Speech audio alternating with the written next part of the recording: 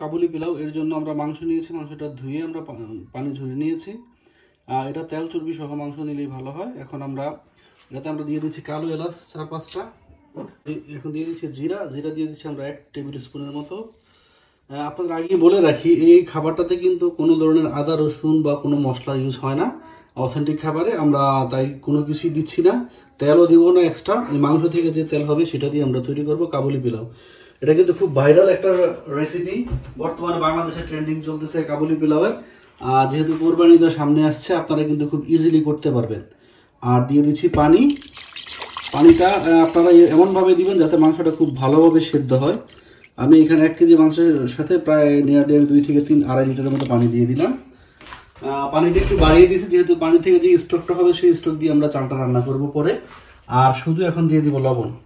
That's it. লবণের পরিমাণটা কিন্তু কম দিতে হবে, কারণ এটাতে কোনো মশলা যাবে না। বেশি লবণ দিলে কিন্তু আপনার এটা লবণাক্ত লাগবে আর কি। আমরা দিয়ে দিচ্ছি 1.5 টিস্পুন দিয়ে দ্যাটস ইট। আর কোনো মশলা এখানে যাবে না। এখন আমরা এটাকে সেদ্ধ করার জন্য দিয়ে দেব, আর বাকি স্টেপটা আমরা পরে দেখাচ্ছি কি হচ্ছে।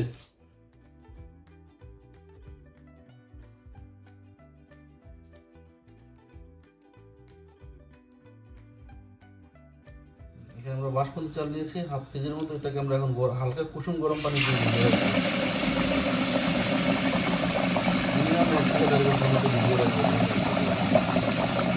কারণ দরকার, এটাকে আমরা একটু চুলে এটাকে আমরা লম্বা লম্বা করে কেটে নিব আর কি।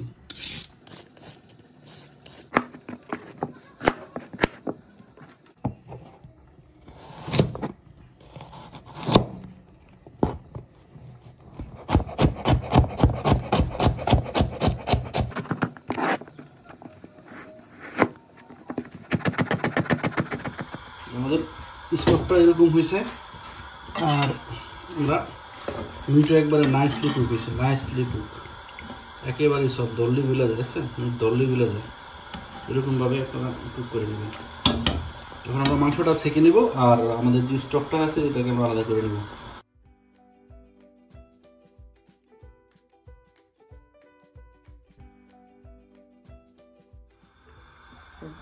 কিছু ঘি দিয়ে নিলাম। ঘি দিয়ে এখন আমরা আমাদের কারট এবং কিসমিসগুলোকে আমরা আগে ভেজে নেব। কিসমিসগুলোকে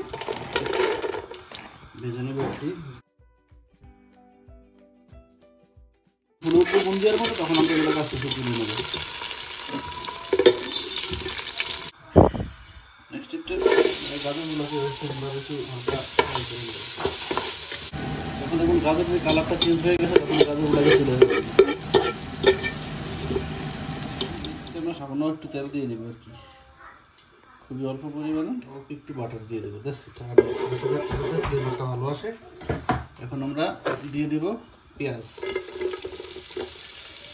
এই ক্ষেত্রে আপনারা, আমার একটা সাজেশন হচ্ছে, আপনারা চাইলে লাল পেঁয়াজটা ইউজ করতে পারেন, সেটা কালারটা খুব সুন্দর আসবে।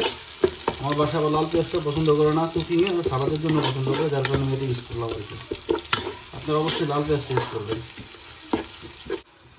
পেঁয়াজটা নরম করে দেবে। আমরা এখন দিয়ে দেবো টমেটো দিয়ে দেবেন বড় আকারে।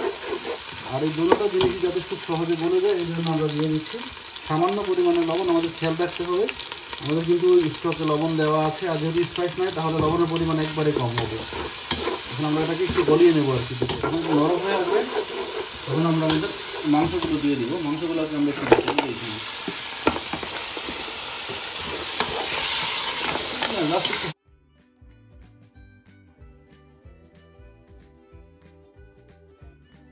আমরা রাইসটাকে দিয়ে দিচ্ছি। দেখুন রাইসটা আমি আগে থেকে ভিজিয়ে রেখেছিলাম, রাইসটা দিয়ে দিচ্ছি আমরা।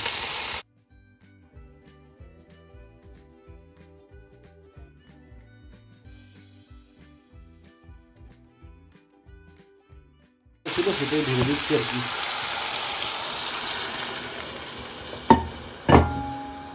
এটাতে পানিটা এই পর্যায়ে আপনারা গায়ে গায়ে রাখবেন। যদি মনে করেন আরেকটু পানির দরকার, তাহলে আরেকটু গরম পানি অ্যাড করে নেবেন। যদি স্টকে আপনাদের না হয়, আরেকটু গরম পানি, আমি অল্প একটু গরম পানি অ্যাড করে নেব। আমার কাছে মনে হয় যে পানিটা আমার জন্য পর্যাপ্ত না, আমি আরেকটু পানি অ্যাড করে নিচ্ছি। খুব বেশি না, সামান্য। এটা একবারে গায়ে গায়ে থাকবে, যেহেতু আমাদের রাইসটা ভেজানো ছিল। আর কোনো পানির দরকার নাই। আর এই ক্ষেত্রে এখন আপনারা লবণটা চেক করে নিতে পারেন, যদি লবণের প্রয়োজন হয় তাহলে লবণটা দিয়ে দিতে পারেন। আর সামান্য একটু চিনি দিয়ে দেন, এটা স্বাদের জন্য। সামান্য পরিমাণে চিনি দিয়ে দিবেন আপনারা, এটা স্বাদের জন্য আর কি। আর এরপর যে আমরা লিড দিয়ে ঢেকে দেবো এটাকে। আর এটা যখনই পানি দেওয়ার পরে খুব বেশি নাড়াচাড়া দরকার নাই, দেখুন এটা এমনিতেই হয়ে যাবে। আমাদের রাইসটা কিন্তু নিয়ারলি হয়ে এসেছে। পানিটা আমি আবার আপনাদেরকে বলি, এই ক্ষেত্রে পানি দেওয়ার ক্ষেত্রে আপনারা পানিটা কিন্তু চালের গায়ে গায়ে দিবেন, যেহেতু চালটা ভিজা থাকে। এটা চেষ্টা করবেন পানিটা গায়ে গায়ে দেওয়ার জন্য, যে পোলাওয়ের জন্য যে চালের দ্বিগুণ আপনারা বা 1.5 গুণ পানি দিবেন এরকম না। চালটা তো আপনাদের অলরেডি ভিজা থাকে, জাস্ট পানিটা ঝরিয়ে কিন্তু আমরা দিয়ে দিয়েছি, চালটাকে আমরা শুকিয়ে নেই না। আর পানিটা সবসময় আপনারা গায়ে গায়ে রাখবেন এই ক্ষেত্রে। দেখেন আমাদের রাইসটা কিন্তু নিয়ারলি হয়ে এসেছে। এখন আমরা আর বেশি লাড়বো না, এই পর্যায়ে আমরা করবো আপনাদের যে কিশমিশ এবং ইয়াটা ভেজে রেখেছিলাম সেটাই আমরা এখন উপর দিয়ে দেবো। এটাই আমরা উপর দিয়ে দেবো, কিশমিশ আর গাজরটা দিয়ে। এখন আমরা একটা অ্যালুমিনিয়াম ফয়েল দিয়ে এটাকে দমে রেখে, বেশিক্ষণ দমে রাখার দরকার নাই, 10 থেকে 15 মিনিট রাখলেই হয়ে যাবে।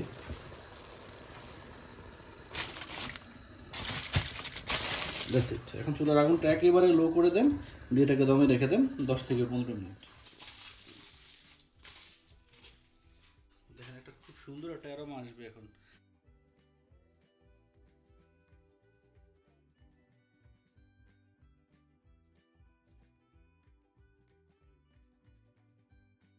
আমরা একটু সার্ভ করে দেখাচ্ছি আপনাদেরকে।